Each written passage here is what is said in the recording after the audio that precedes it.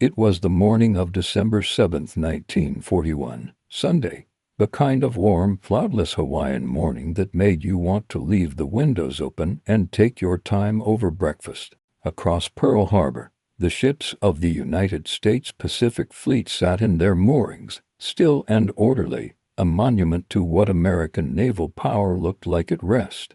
Most of the sailors were not yet fully awake. Some were writing letters. Some were just sitting down to eat. At 7:48 in the morning, the sky filled with the sound of aircraft engines. Within 90 minutes, 5 battleships had been sunk or were sinking, 3 more were damaged. Nearly 200 aircraft had been destroyed on the ground, and more than 2,400 Americans were dead. The harbor burned with a black, thick smoke that rose high enough to be visible far out to sea. In one morning, the entire strategic balance of the Pacific had been shattered. And the man responsible for planning every detail of what had just happened was sitting aboard his flagship, the battleship Nagato, thousands of miles away in Japan, reportedly alone, while everyone around him celebrated, and reportedly in a state of deep, quiet depression.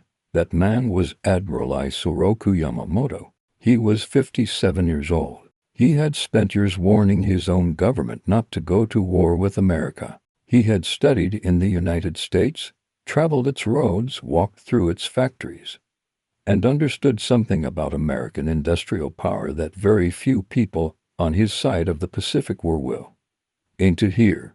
And yet, when war was decided above him, it was his mind, brilliant, meticulous, and deeply pessimistic, that conceived the plan to strike Pearl Harbor and try to buy Japan a window of survival.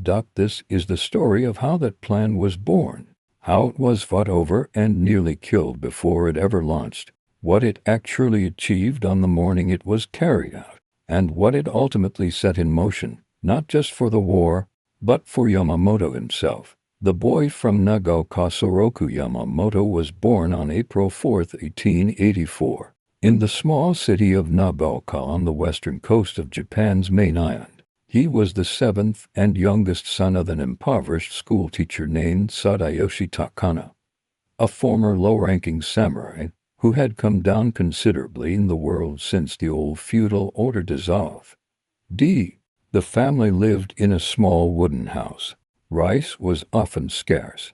Winters came hard off the Sea of Japan and buried the region in deep snow. It was not an easy place to grow up. His given name, Isoroku, literally meant 56 in Japanese, the age of his father at the time of the boy's birth.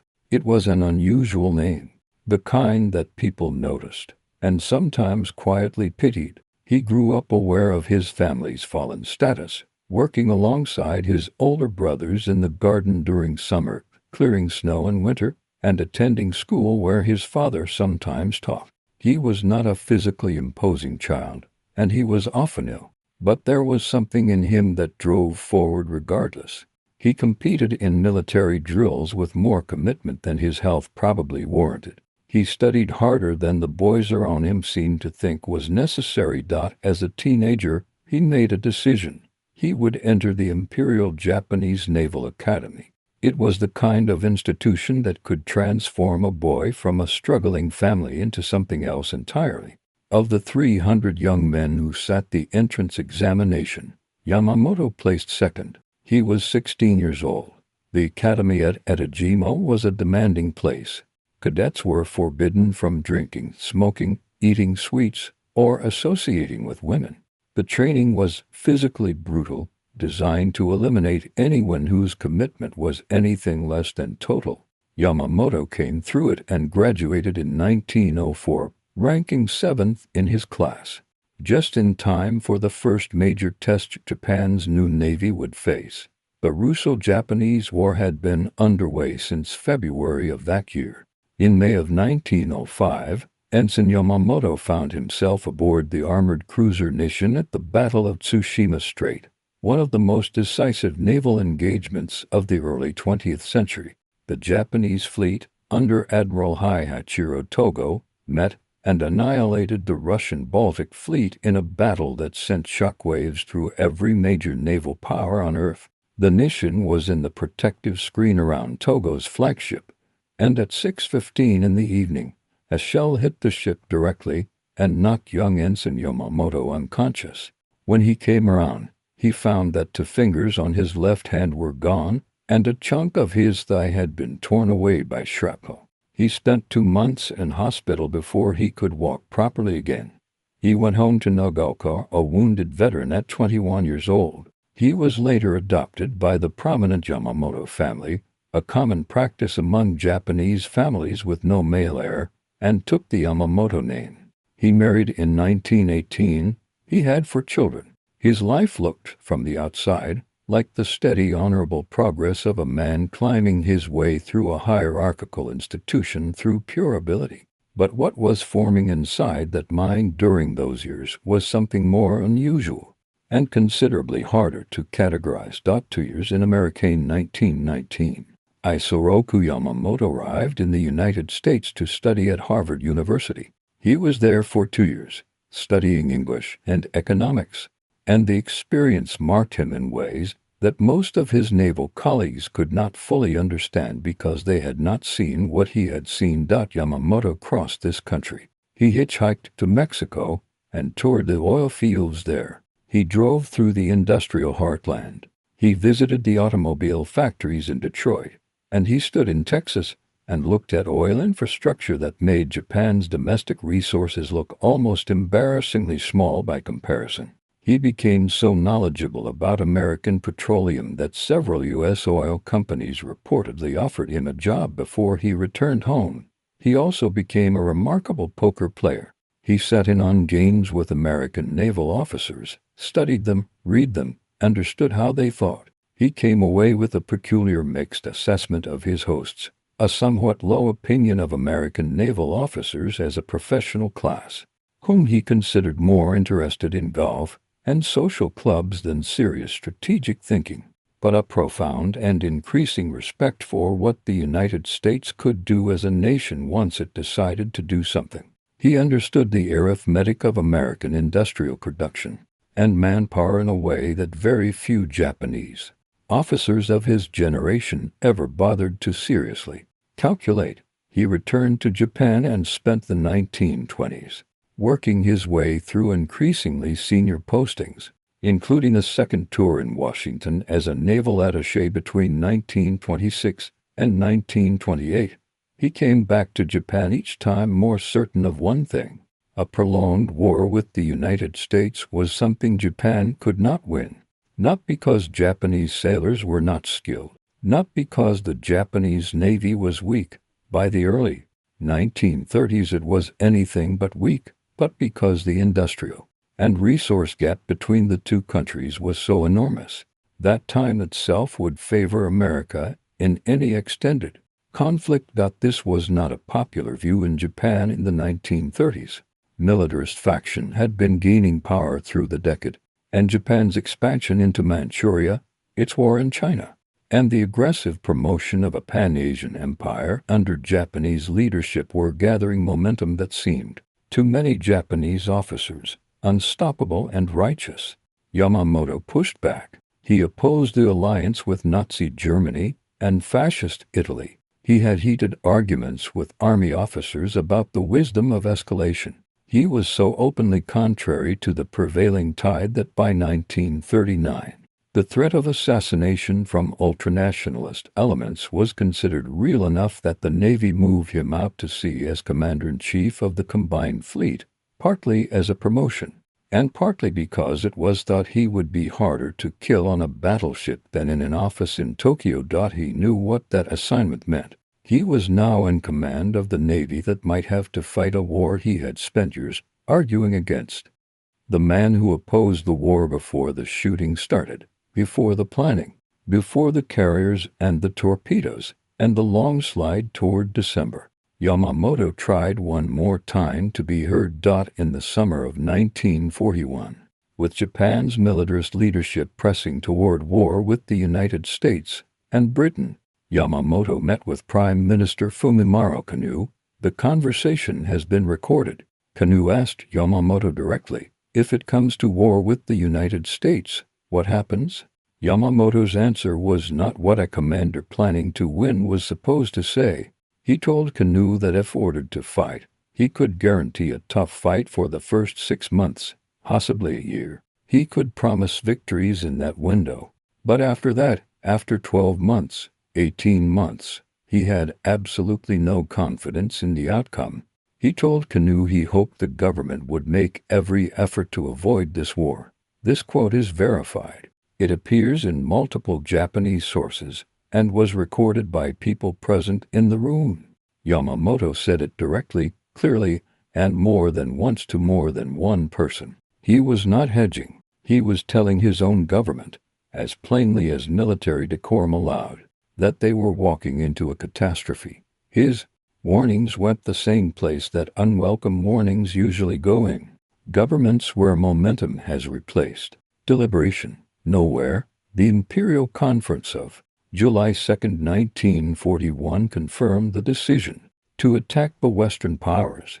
In early September, Emperor Hirohito declined to overrule the decision for war. On December 1, 1941, 6 days before the attack on Pearl Harbor, the final authorization for war was formally issued. By then, the strike force Yamamoto had assembled was already at sea. He had told them it would end badly. They had decided to proceed anyway. And so this deeply reluctant man, this Harvard-educated poker player who had looked into the engine of American industrial power and understood exactly what it meant, went to work devising the most dramatic opening blow in the history of naval warfare.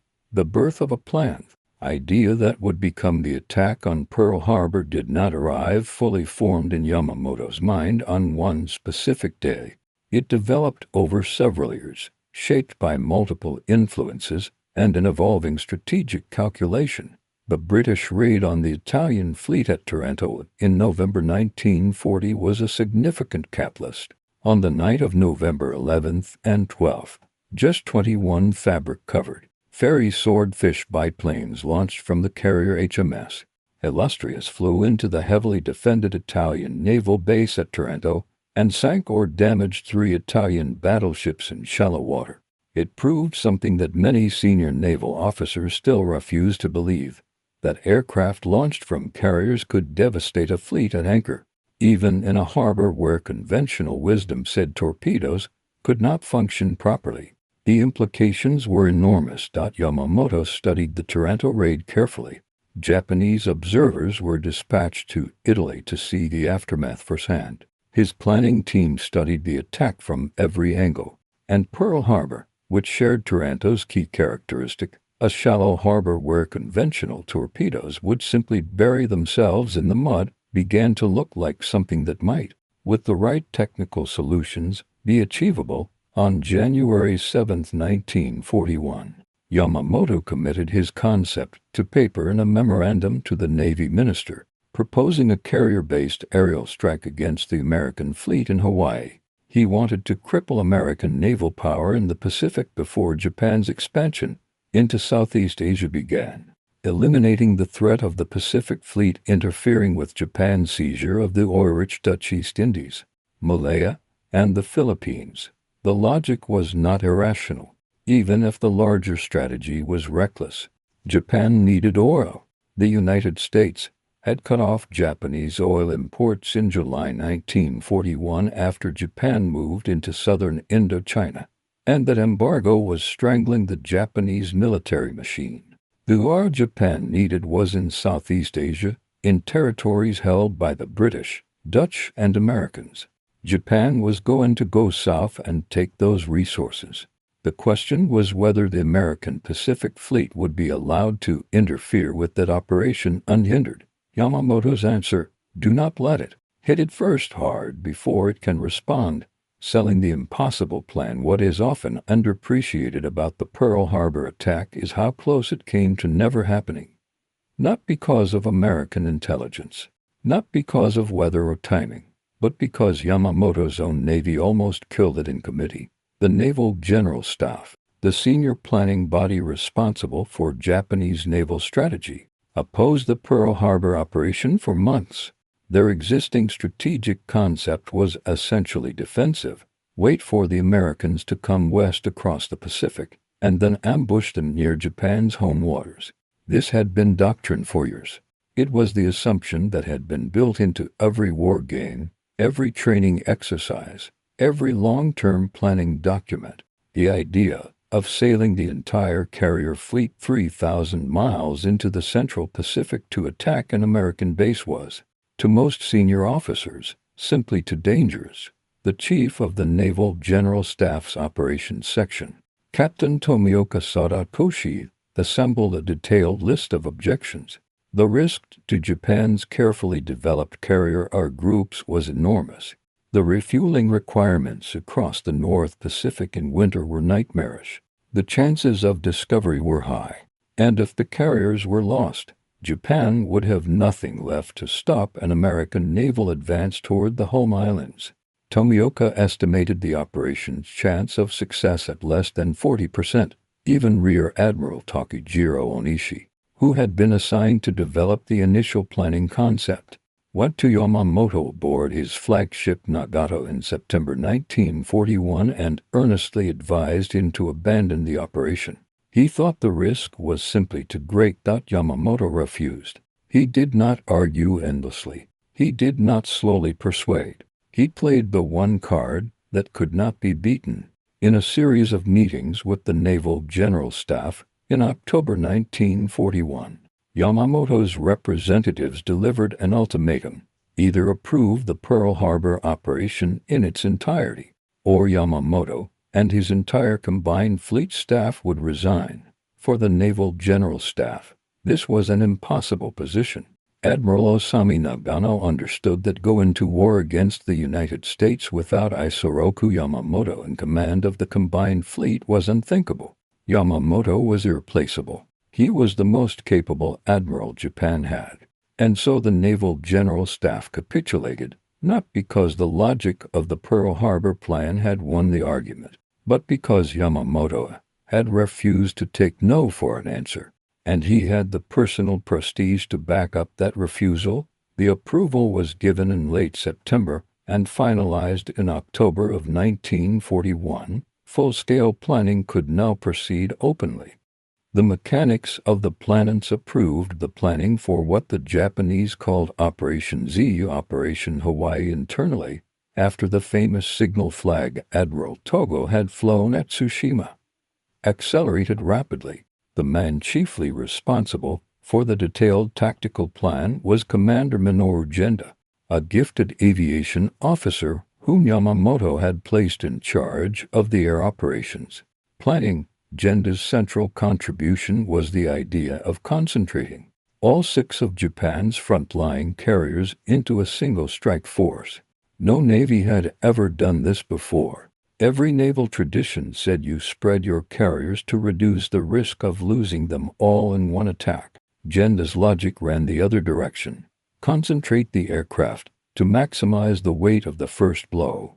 Achieve the surprise, cripple the Americans before they can respond, and then withdraw before a counterattack can be organized. The 6 carriers were the Ikagi, Kaga, Soryu, Hiryu, Shokaku, and Zuikaku. Together, they carried over 400 aircraft. The fleet that would escort them north of Hawaii included 2 battleships, 2 heavy cruisers, 1 light cruiser, 9 destroyers, and 8 tankers for mid-ocean refueling, 67 ships in total. It was the largest carrier strike force in history. 2 major technical problems had to be solved. The first was the shallow water torpedo problem. Pearl Harbor was only about 40 feet deep in most places, far too shallow for conventional aerial torpedoes, which would dive up to 60 meters after hitting the water and simply bury themselves in the mud. Japanese engineers solved this by fitting wooden stabilizing fins to the tail section of the Type 91 aerial torpedo, preventing the initial dive and allowing the weapon to run true at shallow depth. It was elegant in its simplicity, and it worked. The second problem was training the pilots to deliver those torpedoes accurately in a confined harbor, under fire, at low altitude, while avoiding each other and the ships and structures around them. The solution was Kagoshima Bay on the southern island of Kyushu. Kagoshima was a medium-sized city surrounded by mountains, sitting on a shallow bay nearly identical in geography and depth profile to Pearl Harbor and its surrounding Honolulu landscape. Yamamoto's torpedo pilots flew training runs over Kagoshima at altitudes as low as 10 meters, dropping practice weapons toward targets 300 meters away. They did it again and again. Citizens of Kagoshima could smell the burning fuel from the engine exhausts as the planes passed directly overhead. Fishermen complained that the low-flying aircraft were scaring away their fish. The Navy ignored the complaints and kept training. The level bombers presented a different challenge: to penetrate the heavy armor of American battleships. Yamamoto's engineers converted armor-piercing naval gun shells designed to punch through battleship turrets at sea into aerial bombs by machining them down and fitting them with fins. These improvised weapons, dropped from high altitude, could go through the deck armor of a battleship in a way that no standard aerial bomb could manage. By mid-November 1941, the strike force had assembled in secret at Hitokapu Bay in the remote Kuril Islands, north of Japan's main islands. On November 26, under leaden skies and just above freezing temperatures, the fleet weighed anchor and moved out into the North Pacific, maintaining strict radio silence. The crossing would take 11 days. Yamamoto had personally wanted to lead the strike force himself, but had been persuaded this was impractical. Instead, Vice Admiral Chuichi Nagumo commanded the Kito Butai, the carrier strike force. The code word to attack was transmitted on December 2nd. Nitaka Yamanobu, climb Mount Nitaka. Nagumo's fleet kept moving east up. The morning of December 7th, Sunday morning in Pearl Harbor, began the way Sunday mornings in Pearl Harbor tended to begin. Ships were anchored in their usual positions. The Pacific Fleet's battleships sat moored in Battleship Row alongside Ford Island, so close together that some were paired side by side. The carriers were absent. USS Enterprise was returning from delivering marine aircraft to Wake Island. USS Lexington was on a similar mission to Midway. And USS Saratoga was in California for repairs. This was not design. It was coincidence. Yamamoto's plan had specifically identified the carriers as high-value targets, but no one could have planned for all three to be absent on the same morning. A radar station at Opana Point on the northern tip of Oahu picked up the incoming Japanese aircraft at 7:02 in the morning. The operator reported what he saw: a large flight of planes inbound from the north. The Army lieutenant who received the report decided it was probably a flight of American B-17 bombers expected in from California. No warning was issued. At 6:10 that morning, the first wave of Japanese aircraft had already lifted off the carriers. Some 200 miles north of Oahu, the first wave consisted of 183 planes, torpedo bombers, high-level bombers, dive bombers, and escorting Zeros. They flew south in the early morning light. At 7:48, they arrived. The aerial commander, Commander Mitsuo Fukuda, transmitted the signal that Japanese naval history would forever remember: Tora, Tora, Tora. The code word indicating complete surprise had been achieved. The first attack focused on the battleships and the airfields. Torpedo bombers swept low over the harbor, executing exactly the training runs they had practiced over Kagoshima, dropping down below the surrounding terrain, leveling off at 10 meters altitude, releasing their shallow-running torpedoes 300 meters from their targets.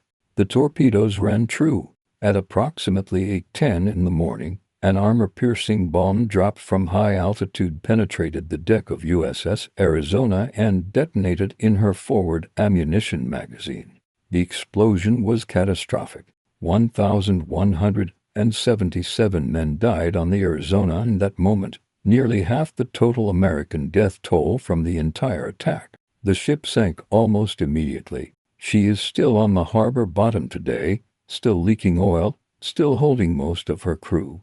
The Oklahoma was struck by multiple torpedoes and capsized. The California, Nevada, and West Virginia were hit and sank or settled in the Mont. The Nevada, in an act of extraordinary determination, managed to get underway under fire and attempted to reach the open ocean.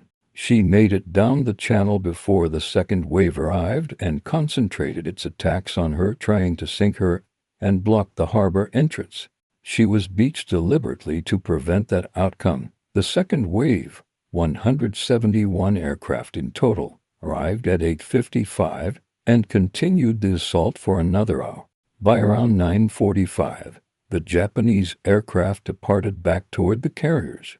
The attack had lasted roughly 90 minutes. The numbers were staggering. 5 battleships sunk or sinking, 3 more damaged, 188 aircraft destroyed, 2,403 military personnel dead, along with 68 civilians, more than 1,000 wounded. Japan had lost 29 aircraft and 55 airmen in the exchange, along with the 5 midget submarines that had attempted to penetrate the harbor. By any tactical measure, it was an overwhelming success. And then the Japanese fleet turned and sailed home. And the men who looked at what had just happened with clear eyes, not celebrating, but calculating, began to notice what the attack had missed: the oil tank farms. Those enormous steel cylinders holding 140 million gallons of bunker fuel sat largely untouched at the edge of the harbor. The Japanese plan had not prioritized them, operating on the assumption that the war would be short enough that American fuel reserves would not matter. Admiral Chester Nimitz, who would become the Pacific Fleet's commander in the attack's aftermath, later said directly that had the Japanese destroyed the oil, it would have prolonged the war by another 2 years. 2 years. The fuel in those tanks fueled the American counterattack at the Coral Sea, at Midway, at Guadalcanal, and at dozens of other engagements that followed. The Navy Yard itself, with its dry docks, its machine shops, its repair facilities, was essentially intact. This meant that many of the ships sunk or damaged at Pearl Harbor could be raised, repaired, and returned to service. All but 3 of the damaged ships eventually returned to the fight. The Arizona was too badly destroyed. The Oklahoma was raised but judged too old to be worth repairing. The old battleship Utah was similarly deemed not worth the effort. Everything else came back. The submarine base was untouched. The Navy's cryptanalytic unit, Station Hypo, which would crack the Japanese naval codes and set up the ambush at Midway, was sitting in the basement of the old administration building at Pearl Harbor. The Japanese did not know it was there, and they did not bomb it. That building and the men in it would eventually help kill Yamamoto himself, and the aircraft carriers were at sea. Yamamoto had known that the carriers were the most important target of all. He also knew intellectually that the future of naval warfare lay with carrier aviation. He had been arguing that case for over a decade, yet the plan as executed prioritized the battleships. Perhaps from an instinct that the American public's faith in battleships as a symbol of national power meant their destruction would shatter America and morale. It was a miscalculation. The battle fleet that would fight the Pacific War was not made of battleships. It was built around carriers and submarines. And the attack had left both untouched. Vice Admiral Chuichi Nagumo, commanding the strike force, declined to launch a third wave that some of his aviation officers were urging him to order. His planes were exposed. His force was already 200 miles north of Oahu, and he did not know where the American carriers were. The cautious choice was to withdraw. He withdrew. The fuel tanks remained. The submarine pens remained. The repair shops remained. On December 8, 1941, President Franklin Roosevelt stood before a joint session of Congress and called December 7 a date which would live in infamy. Congress declared war on Japan the same day. Germany and Italy declared war on the United States 3 days later. In one morning, the isolationist debate that had divided American public opinion for years was over. The country united behind the war with a speed and a fury that had no precedent. American industrial production pivoted to war output at a rate that, had Yamamoto been watching the numbers instead of the harbor smoke, would have confirmed everything he had warned about. Yamamoto had, in verified statements to multiple Japanese cabinet members before the attack, predicted precisely what would happen. His words to Prime Minister Kanu and to Cabinet Minister Shigeharu Matsumoto are on record. In the first 6 to 12 months of a war with the United States and Great Britain, he said, he would run wild and win victory upon victory. But after that, he had no expectation of success. The famous sleeping giant quote, "I fear all we have done is to awaken a sleeping giant and fill him with a terrible resolve," is a different matter. It appears in the 1970 film Tora, attributed to Yamamoto, and was repeated in the 2001 film Pearl Harbor. Historians have never been able to confirm that Yamamoto actually said or wrote these words. The screenwriter of the 2001 film openly admitted he copied the line from the earlier movie. No primary source, no diary entry, no letter, no document of any kind has been produced to verify it. Yamamoto never kept a diary. The letter allegedly found by a screenwriter in 1943 has never been located.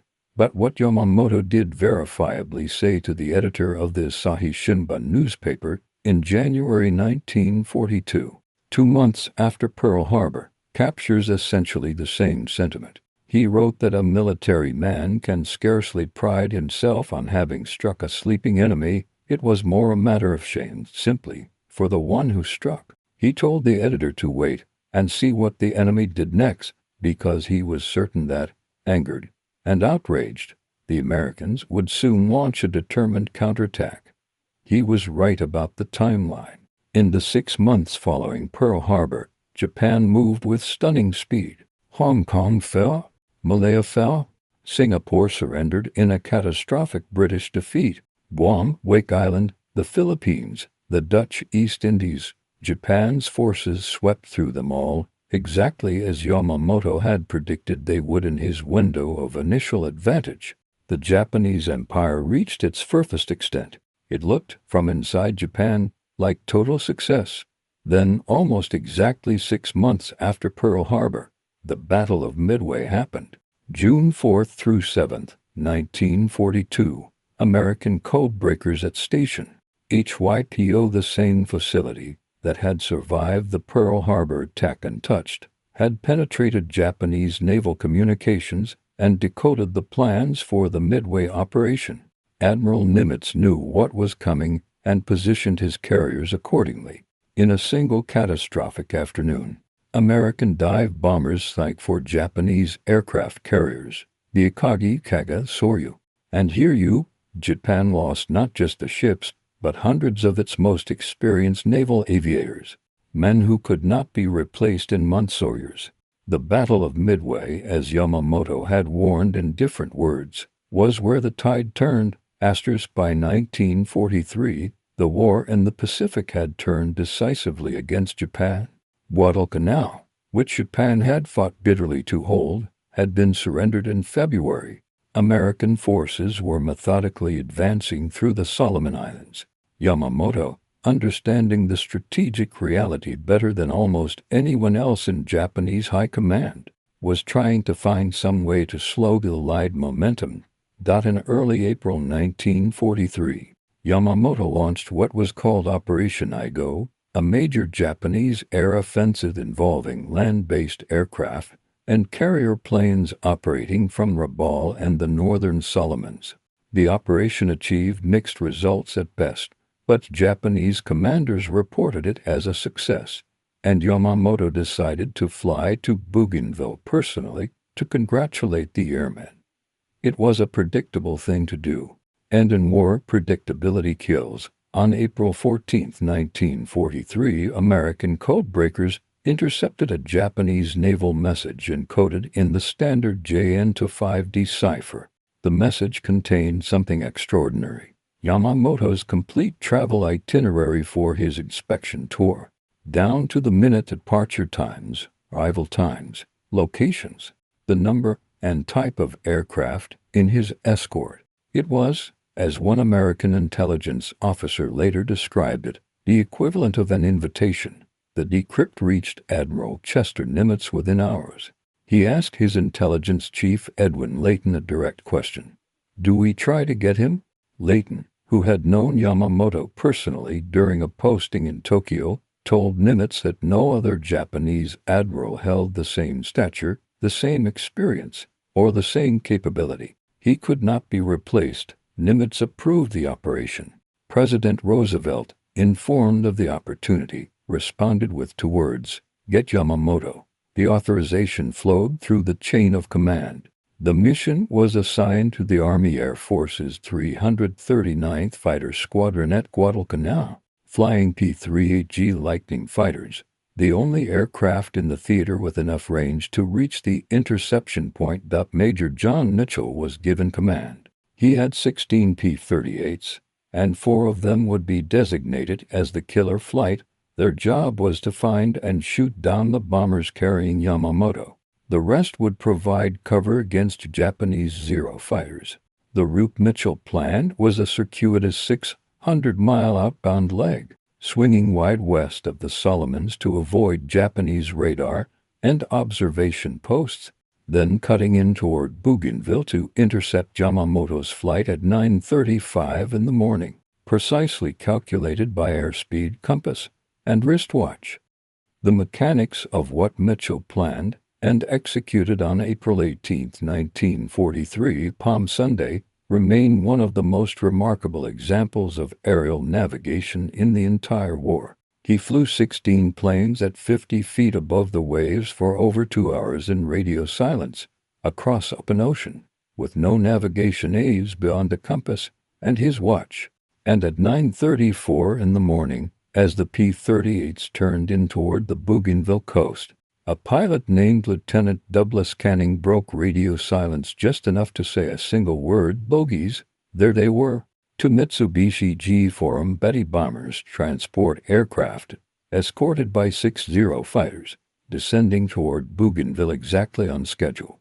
Yamamoto, who was famously punctual, had held to his timetable despite warnings from local Japanese commanders that an ambush might be possible.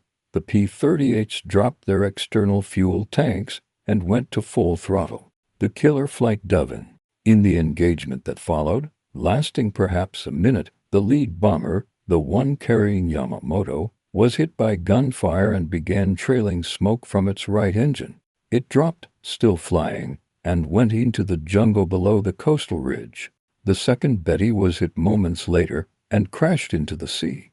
Yamamoto's chief of staff, Vice Admiral Mitomi Ugaki, survived the crash of the second aircraft and was pulled from the water. Yamamoto was not in the water. A Japanese search party recovered his body the next day. He had been thrown clear of the wreckage, still strapped to his seat, his white gloved hand clutching his samurai sword. An autopsy determined he had been struck by 2.50 caliber rounds before the crash, one in the shoulder, one through his lower jaw and out through his right eye. The records indicate he was dead before the bomber hit the trees. He had been 59 years old. His ashes were returned to Japan aboard the battleship Musashi. The news of his death, which the Japanese government had tried briefly to suppress, was finally announced on May 21, 1943.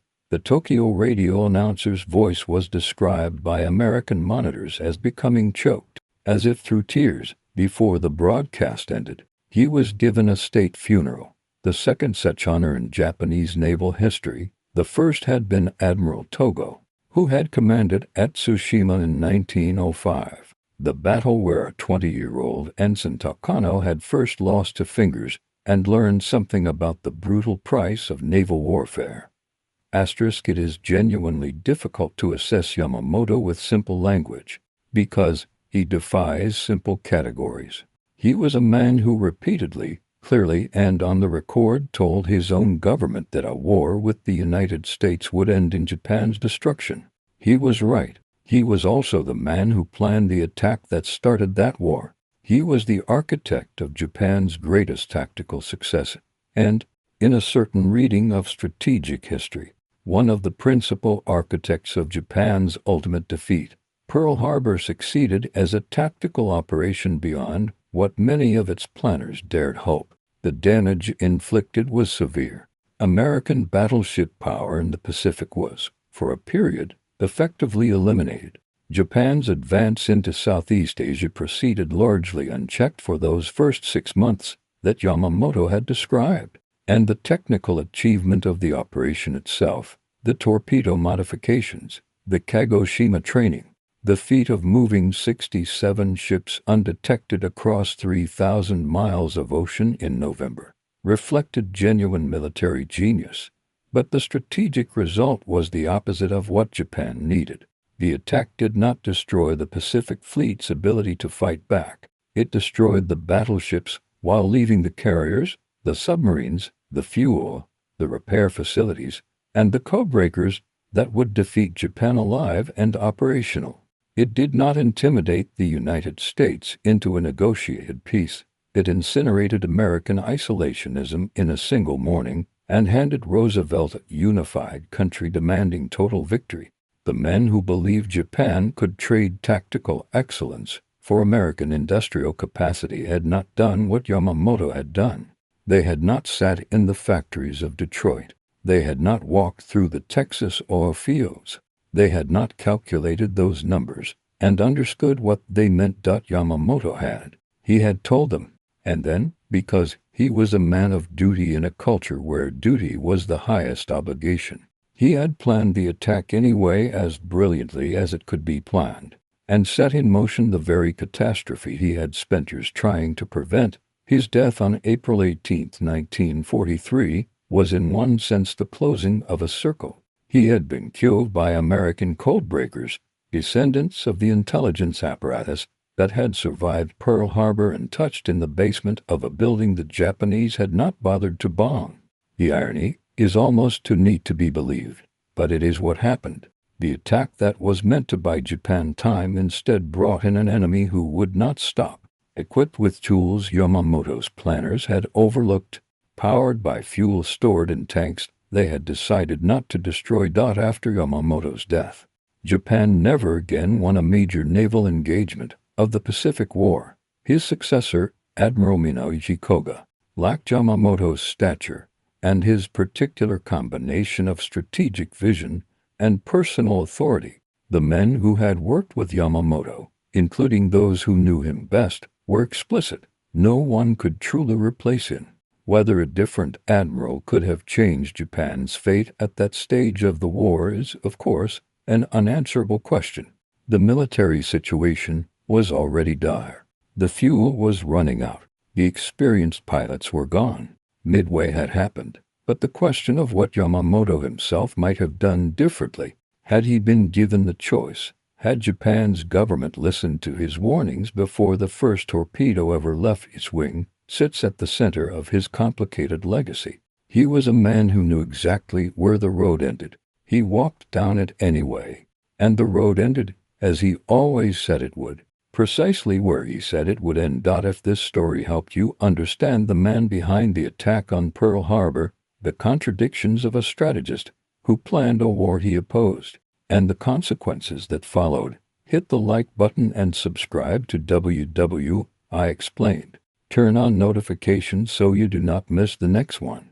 Every like and subscription helps these stories find more people, and these are stories that deserve to be found. Thank you for watching.